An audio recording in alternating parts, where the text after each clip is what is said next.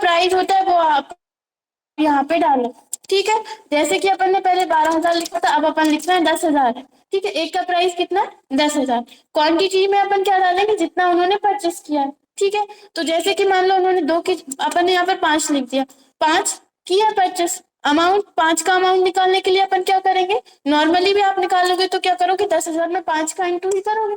आप यहाँ पर क्या करोगे, इक्वल लगाओगे, प्राइस वाले सेल एड्रेस पर क्लिक करोगे, इंटू का साइन लगाओगे, क्वांटिटी पर क्लिक कर दोगे और एंटर कर दोगे। तो एक का जो प्राइस है वो 10 है, तो 5 का प्राइस होगा 50,000। अब आपने क्या किया, इस पर डिस्काउंट मान लीजिए नहीं दिया डिस्काउंट, तो आपको ये निकालने की जरूरत ही नहीं है, इसको छोड़ दीजिए।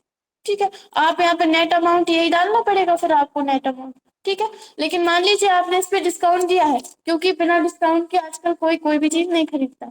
मान लो आपने इसमें 10% डिस्काउंट दे दिया, तो डिस्काउंट अमाउंट निकालने के लिए आप क्या करेंगे, इक्वल। ठीक है, फिर इसके बाद आप क्या करेंगे, जो आपने इन्होंने खरीदा है इस पर क्लिक करेंगे। ठीक है, इस पे क्लिक करने के बाद आप क्या करेंगे, इंटू का साइन लगाएंगे, इस पे क्लिक करके एंटर कर देंगे।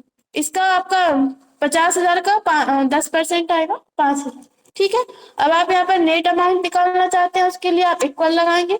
नेट अमाउंट क्यों निकाल रहे हैं, क्योंकि अपन ने 50,000 पर 10% डिस्काउंट दिया है।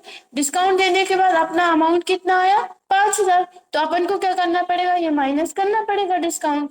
तो इसलिए अपन यहाँ पे क्या करेंगे, इक्वल लगाएंगे, और यहाँ पर आपका जो अमाउंट है इस पर आप क्लिक करोगे, माइनस कर दोगे डिस्काउंट अमाउंट से और एंटर कर दो।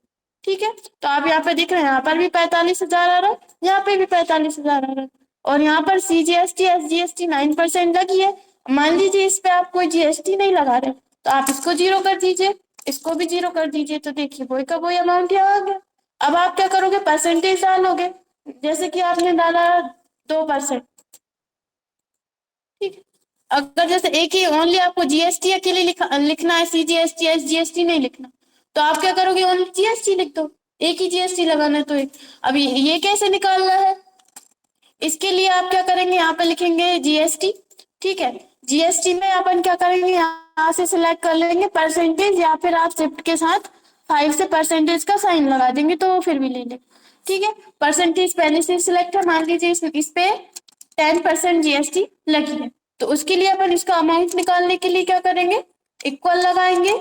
इसमें एक्सेल में कोई भी किसी भी चीज का परसेंटेज निकालना बहुत आसान होता है।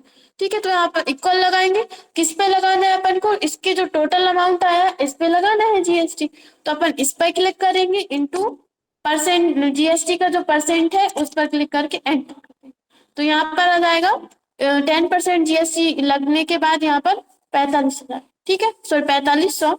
अब अपन को क्या करना है, इसमें से इसको प्लस करना है, क्यों, क्योंकि GST लग रहा है, तो यहाँ पर अपन इक्वल लगाएंगे, इस पे क्लिक करेंगे, प्लस का साइन लगाएंगे और इस पे क्लिक कर देंगे, एंटर कर देंगे, तो ये अमाउंट हो जाएगा कि इनको पे, टोटल पे कितना करना है।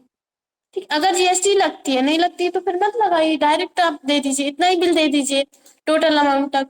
आप यहाँ से इस तरह से सिलेक्ट करिए और इतना ही बिल दे दीजिए, प्रिंट एरिया सिलेक्ट कर लेंगे, करके देखना, नहीं आए तो पूछ लेना। अब आप ये बताइए, आपने फोटो खींच लिया। ठीक है, जैसे कि आप इस तरह से भी बना सकते हैं, जैसे कि आपकी जो भी कंपनी है उसमें कौन कौन सी प्रोडक्ट है, सभी प्रोडक्ट के आप नाम लिख सकते हैं। कोई अगर एक से ज्यादा खरीद रहा है, एक ही खरीद रहा है तो एक का ही लिख दीजिए अमाउंट, ज्यादा खरीद रहा है तो ज्यादा का लिख दीजिए। ठीक है, इस तरह से। और जैसे कि डिस्काउंट वगैरह का अमाउंट आपको इसमें नहीं करना, तो आप ये वाले 2 सेल हटा दीजिए, मतलब आपके ऊपर डिपेंड करता है। हमने तो क्या यहाँ पर तरीका बता दिया कि आप इस तरह से लगा सकते हैं,